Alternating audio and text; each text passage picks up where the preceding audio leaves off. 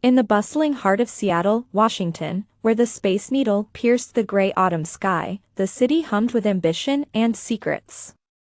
At the center of this story was Ethan Caldwell, a charismatic 30-year-old entrepreneur whose tech startup, Nexus Innovations, was the talk of the Pacific Northwest. With his sharp jawline, piercing green eyes, and a knack for charming investors, Ethan seemed destined for greatness.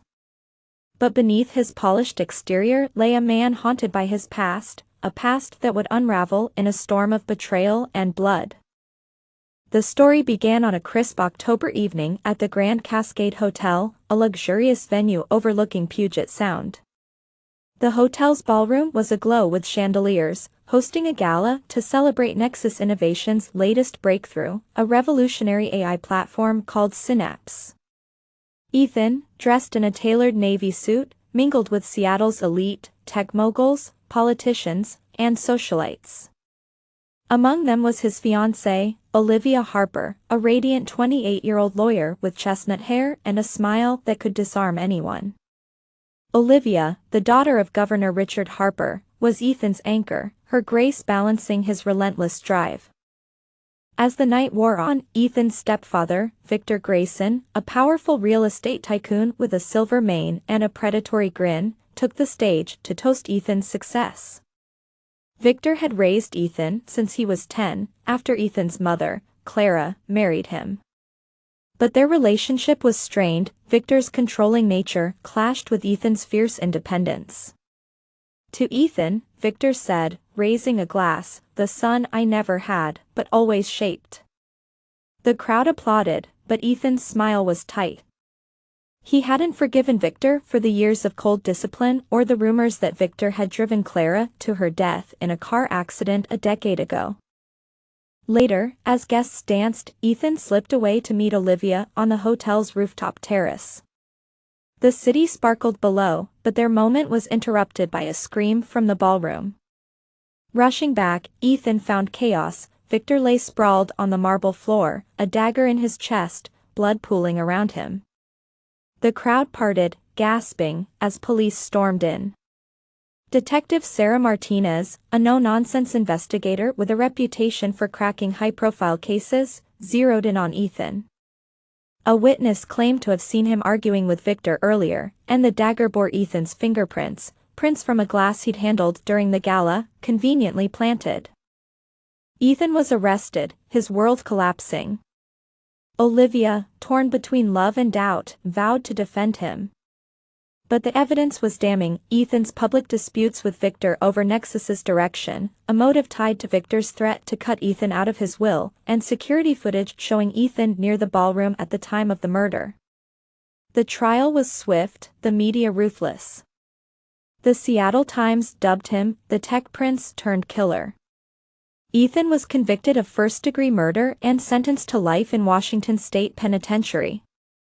2 years later, Ethan sat in his cell, his once vibrant spirit dulled but not broken.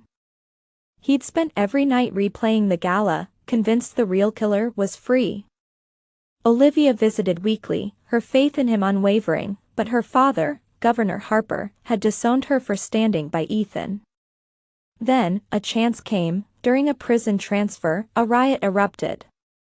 In the chaos, Ethan slipped away, becoming a fugitive. His only thought was to clear his name and find Victor's killer. Ethan fled to the gritty underbelly of Tacoma, hiding in a rundown motel under the alias Jack Riley. He reached out to his old friend, Marcus Tate, a former hacker turned private investigator with a penchant for conspiracy theories. Marcus, lanky and perpetually wired on coffee, believed Ethan's story. Together, they dug into Victor's life, uncovering his ties to shady real estate deals and a network of powerful enemies. Victor had been skimming profits from a waterfront development project, angering investors with rumored mob connections.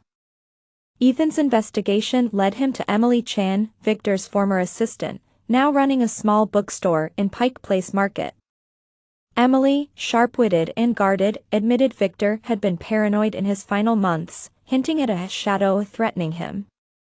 She gave Ethan a cryptic clue, a flash drive hidden in Victor's old office, now occupied by Nexus's new CEO, Daniel Pierce. Daniel, a slick opportunist who'd been Victor's protege, had taken over Nexus after Ethan's conviction, sidelining Ethan's vision for Synapse. Under the cover of night, Ethan and Marcus infiltrated Nexus's headquarters in downtown Seattle. The flash drive revealed encrypted files detailing Victor's dealings with a mysterious figure known as the Broker. The files hinted at a conspiracy involving city officials and a plan to frame Ethan for Victor's murder to protect the project.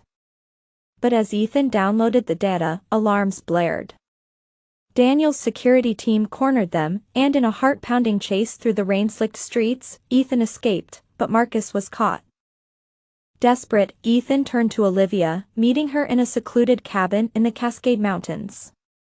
Their reunion was bittersweet. Olivia was pregnant with Ethan's child, a secret she'd kept to protect him.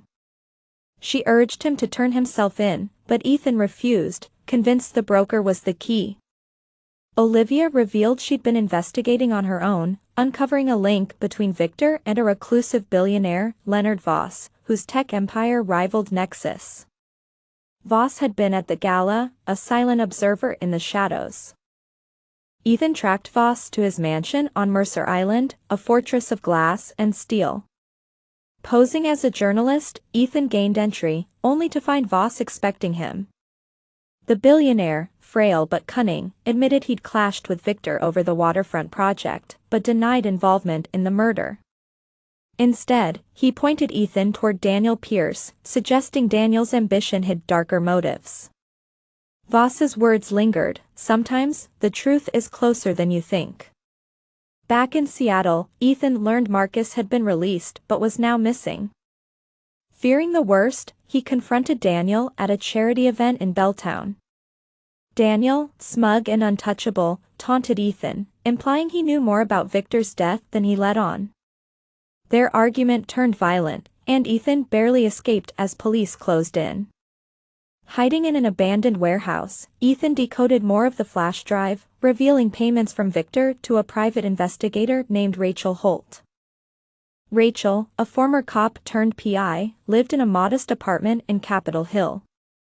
When Ethan found her, she was terrified, admitting she'd been hired by Victor to dig into Olivia's past.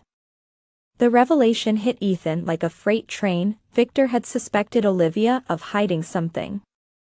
Rachel handed over a file showing Olivia's secret meetings with a man named Caleb Reed, a journalist with a history of exposing corruption. Ethan's heart sank. Could Olivia, his fiercest defender, be involved? Ethan confronted Olivia at their old apartment in Queen Anne, now a painful reminder of their lost life. Tears streamed down her face as she admitted to meeting Caleb, but not for betrayal. Caleb was her half-brother, a secret child of Governor Harper, kept hidden to protect his political career. Caleb had been investigating Victor's corruption, and Olivia helped him, hoping to protect Ethan from Victor's schemes. But she swore she knew nothing about the murder. Doubts gnawed at Ethan, but he had no time to process. Detective Martinez, relentless in her pursuit, tracked him to the apartment. In a tense standoff, Ethan escaped through a fire escape, vowing to find Caleb. He located Caleb in a dive bar in Fremont, where the journalist revealed a bombshell. The murder weapon wasn't just planted with Ethan's prints, it bore traces of DNA from someone close to Victor. Caleb suspected Daniel, who'd been seen tampering with evidence at the gala. Ethan and Caleb devised a plan to trap Daniel. They leaked false information about a new witness to the press, forcing Daniel to act. At a clandestine meeting in an empty shipyard along the Duwamish River, Daniel arrived, expecting to silence the witness. Instead, Ethan recorded his confession. Daniel had killed Victor to seize control of Nexus and cover up his own embezzlement from the waterfront project. The Broker was a myth, a scapegoat Daniel created to divert suspicion. But the twist came as Ethan subdued Daniel. Martinez, who'd been tailing Ethan, revealed she'd been working with Caleb all along, using Ethan's escape to flush out the real killer. She'd never believed Ethan was guilty but needed him to uncover the truth. The DNA on the dagger matched Daniel's, and the case was closed. Ethan was exonerated, but the cost was steep. Marcus was found dead, a victim of Daniel's desperation to tie loose ends. Months later, Ethan stood on a cliff overlooking the Olympic Peninsula, the wind carrying the scent of pine and sea. Olivia, now his wife, cradled their newborn daughter, Clara, named for Ethan's mother. Nexus was back in Ethan's hands, its mission restored. But the scars of betrayal lingered. Caleb, now a public figure exposing corruption, promised to honor Marcus's memory. Martinez, promoted to captain, kept a watchful eye on Seattle's shadows.